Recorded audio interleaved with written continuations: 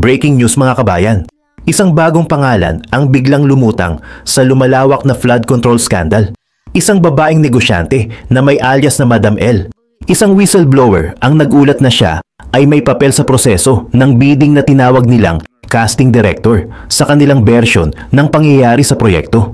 Kung saan ang bidding sa mga proyektong nagkakahalaga ng bilyon-bilyong piso ay isa lamang palabas. Sumunod na balita, habang ang buong bansa ay nakatutok sa mga kontraktor, isang mas malaking pangalan ang biglang umalingaw-ngaw mula sa Kongreso. Ito ang kwento ni CWS Party List Representative Edwin Garjola, na ayon sa isang whistleblower ay isa sa mga key player sa flood control scandal na ginawang gatasan at palabigasan ang isang maliit na bayan para sa bilyon-bilyong pisong proyekto. Panghuli sa ating mga balita, mula sa mismong ground zero ng walang katapusang pagbaha, isang kapitan ng barangay ang tuluyan nang binasag ang kanyang pananahimik. Ang kanyang pasabog, ang mismong dike na dapat sana'y magliligtas sa kanila ay isa palang depektibo at substandard na proyekto na lalo pang naglulubog sa kanila sa baha. Bago tayo mag-umpisa, baka pwedeng palike muna ng video na ito. Malaking bagay na po ito sa aming mga content creators. Maraming salamat po. Habang lalong lumalalim ang investigasyon ng Independent Commission for Infrastructure o ICA, isang bagong bitak ang bumukas at mula rito isang pangalan ang umalingaw-ngaw na nagdagdag ng panibagong bigat sa buong iskandalo. Ayon sa isang exclusive agenda report ng Bilyonaryo News Channel, isang dating engineer mula sa DPWH na nagngangalang Bryce Hernandez ang naglantad ng isang mas malalim at mas sistematikong paraan ng pagnanakaw. Ayon sa kanyang salaysay, ang buong proseso ng bidding para sa mga flood control projects sa Bulacan ay isa lamang malaking theatrics. Isang palabas, isang teatro na idinisenyo para lokohin ang buong bayan. Sa version ni Hernandez, ang script ay simple ngunit epektibo. Una, ang kanyang dating boss at district engineer na si Henry Alcantara ay pipili na ng isang kontraktor na mananalo sa proyekto. Kapag nakapagbigay na ang kontraktor na ito ng advance payment, sisimulan na ang pag-aayos ng palabas. Dito pumapasok ang isang bagong karakter, isang babaeng tila idinisenyo para basagin ang anumang pagkakataon para sa isang patas na laban. Ang tawag sa kanya, ayon kay Hernandez, ay ang cast director. Ang kanyang trabaho, humanap ng dalawang losing bidders o mga kumpanyang magpapanggap na kalaban para magmukhang lehitimo ang bidding. Ito ay mas kilala sa kanilang circle bilang Madam L.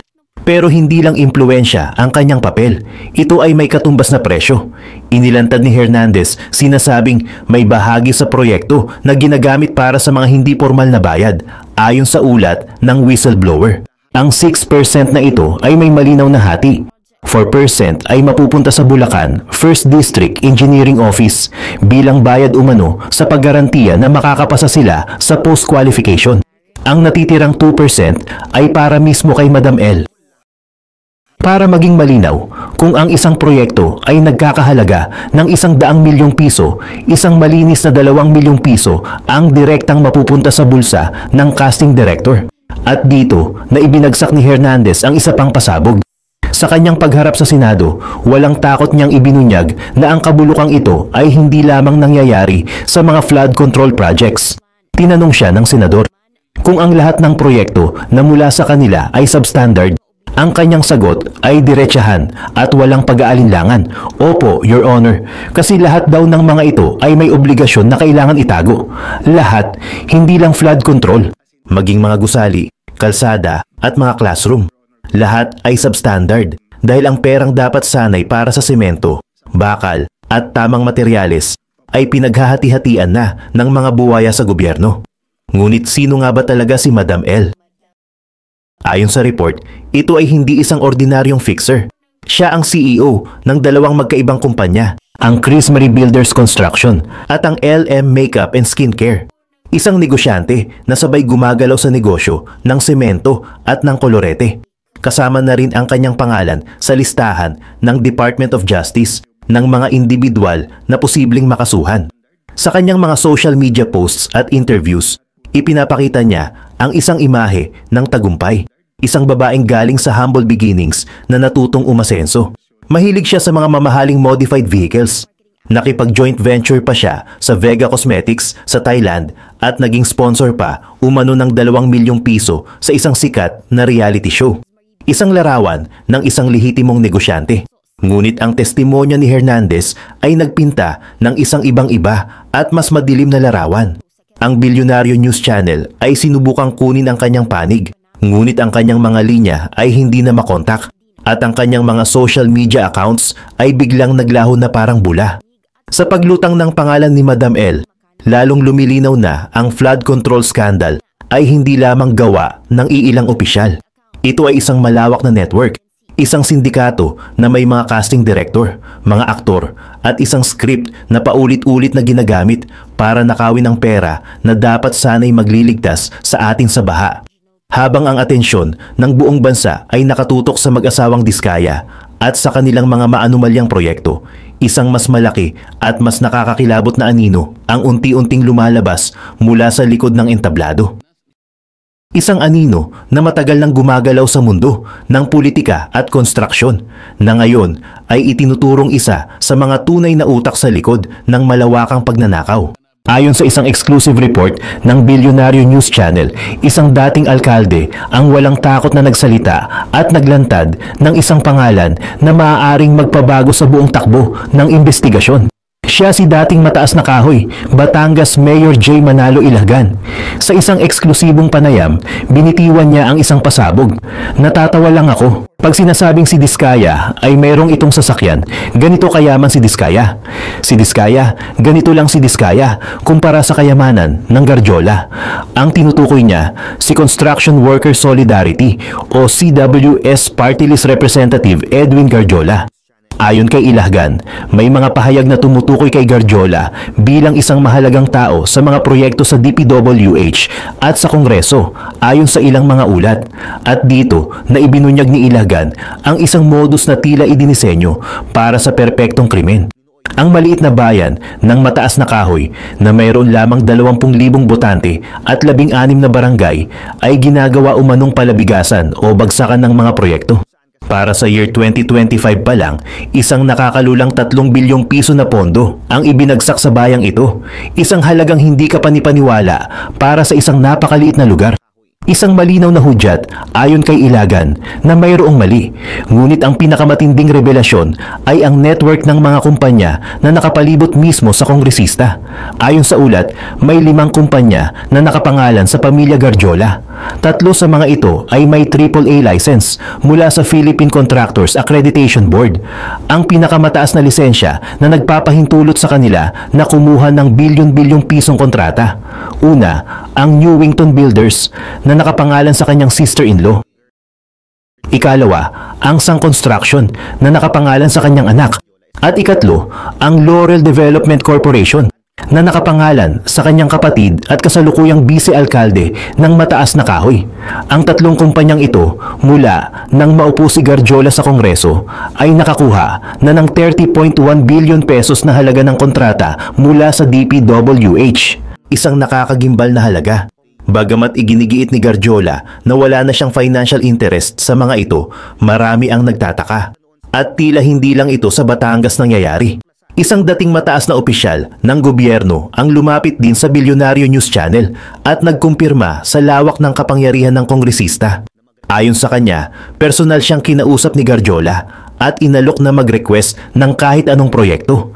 Ang sabi raw sa kanya ni Garjola, siya na ang bahalang maglakad nito para maipasok sa National Expenditure Program ng DPWH. Isang malinaw na pagpapakita kung paano ginagamit ang posisyon sa Kongreso para impluwensyahan ang pondo ng bayan. Ngunit ang tunay na sukatan ng umano'y anomalya ay hindi makikita sa mga dokumento, kundi sa mga dambuhalang ari-arian na biglang nagsulputan. Una, ang kanyang malaking ari-arian sa Mataas na Kahoy. Ayon kay Ilagan na ilang beses nang nakapasok sa loob, ito ay isang kaharian. Mayroon itong sariling golf course, isang tunnel at isang helipad. At ang pinakanakakagulat, isang air-conditioned na garahe na naglalaman ng 42 sports cars at halos 70 SUV. Walang sinabi yung kay Diskaya, ika ni Ilagan. Pangalawa, isang malapalasyong bahay sa super exclusive na Club Punta Fuego sa Nasugbu, Batangas. Ayon sa mga residente, nagdulot ito ng perwisyo dahil sinira umano ang kanilang mga kalsada para sa power lines ng property ni Garjola. At ang power setup nito ay hindi pang ordinaryong bahay. Mayroon itong 300 kVA na generator set, isang kapasidad na mas mataas pa ng ilang libong porsyento kaysa sa isang normal na tahanan na nagpapahiwatig ng isang napakalaking konsumo sa kuryente. At hindi pa dyan nagtatapos. Mayroon pa umanong isang property sa Malarayat Golf and Country Club na inilarawan ni Ilagan na tila mall ang laki at isa pa sa South Forbes Park. Ang pangalan ni Garjola ay hindi na bago sa mga kontrobersya. Noong panahon pa ni dating Pangulong Gloria Arroyo, kinilala na siya bilang isa sa mga top contractors ng administrasyon. At noong 2014, nasangkot din siya sa isang congressional probe matapos matuklasan ng nooy DPWH Secretary Rogelio Singson ang isang untraceable na 30 billion pesos na nawawalang pondo sa ahensya. Sa paglabas ng mga bagong revelasyong ito, lalong lumilinaw ang larawan. Ang flood control scandal ay hindi lamang tungkol sa mga ghost project. Ito ay tungkol sa isang sistema kung saan ang mga nasa kapangyarihan ay tila ginagamit ang kanilang posisyon para magpayaman, magtayo ng mga palasyo at bumili ng mga sports car habang ang mga ordinaryong Pilipino ay nananatiling lubog sa baha. Para sa marami sa atin, ang baha ay isang pansamantalang problema.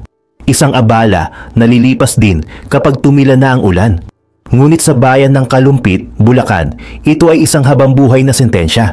Isang kalbaryo kung saan ang mga bata ay lumalaki at tumatanda na sanay sa tubig na abot binti o baywang. Isang normalisadong pagdurusa na tila wala ng katapusan. Ngunit sa likod ng mga natural na dahilan, isang mas malalim at mas bulok na katotohanan ang unti-unting lumulutang. Ayon sa isang eksklusibong panayam ng Bilyonaryo News Channel, isang kapitan ng barangay ang naglakas loob na magsalita at ituro ang tunay na sanhi ng kanilang paghihirap. Siya si Kapitan Orlando Orley Villarreal ng Barangay Calison, Kalumpit. Ayon sa kanya, bagamat totoo na ang kanilang lugar ay isang catch basin at apektado ng high tide, hindi ito sapat na dahilan para sila ay magdusa ng ganito. Anya, kung nasa tama po ang paggastos ng ating gobyerno, ito po ay naisaayos at nagkaroon ng quality. Ngunit ang nangyari ay kabaligtaran at dito na niya ibinagsak ang kanyang pinakamatinding revelasyon na nakatutok sa isang proyektong dapat sana'y magiging kanilang kaligtasan. Ang dike. Ang dike na itinayo ng DPWH ayon kay Kapitan Orley ay isang malaking kapalpakan. Una, ang kalidad nito ay kahina-hinala. Nang sila ay mag-inspeksyon, nakita nila ang nipis ng semento. Isang depektibong istruktura na tila minadali at tinipid. Pangalawa, at marahil ang pinakamatindi ay ang taas nito. Ibinunyag ng kapitan na ang dike ay hindi ginawa ayon sa tamang sukat. Halos kalahati lang yung taasan niya. Isang malinaw na paglalarawan. Kung ang kailangan ay isang pader na ganito kataas, ang itinayo ay hanggang dito lang. Dahil dito, sa kaunting pag-ulan pa lang at sa pagbaba ng tubig mula sa Nueva Ecija at Pampanga, ang dike na dapat sana'y pumipigil sa tubig ay siya pang unang umaapaw. Ngunit bakit nangyari ito? Dito na inilantad ni Kapitan Orley ang isang sistema na tila idinisenyo para walang managot. Nang subukan nilang kausapin ang kontraktor, wala silang mahanap. Ang tanging humaharap sa kanila ay isang foreman. Ito ay dahil ang proyekto ay pinasa-pasa na, isang sistema ng subcon sa subcon, kung saan ang tunay na may responsibilidad ay hindi na matunton. Ang mas masakit pa, sa likod ng depektibong proyektong ito ay isang pader ng katahimikan na binuo ng takot. Inamin ni Kapitan Orley na matagal na nilang alam ang mga problemang ito, ngunit hindi sila makapagsalita. Bakit? Dahil sa takot na ma-blacklist at hindi na mabagsakan ng proyekto sa hinaharap. Isang brutal na katotohanan sa politika sa Pilipinas. Ang mga lokal na opisyal ay napipilitang pumili sa pagitan ng isang depektibong proyekto at ng kawalan ng proyekto. Isang sistema kung saan ang pagsasalita para sa kapakanan ng iyong mga nasasakupan ay may katumbas na parusa. Ngunit dahil sa sunod-sunod na pagbubunyag sa flood control scandal, nagkaroon sila ng lakas ng loob. Ang panawagan ni Kapitan Orley ay simple ngunit mabigat. Hindi lang siya humihingi ng tulong. Humihingi siya ng hustisya at tamang pamamahala. Nananawagan siya sa gobyerno na siguraduhin ang kalidad ng bawat proyekto. At higit sa lahat, Nananawagan siya para sa isang batas na magpapahintulot sa mga mauunlad na lugar na tulungan ang mga bayang tulad nila na palaging biktima ng kalamidad.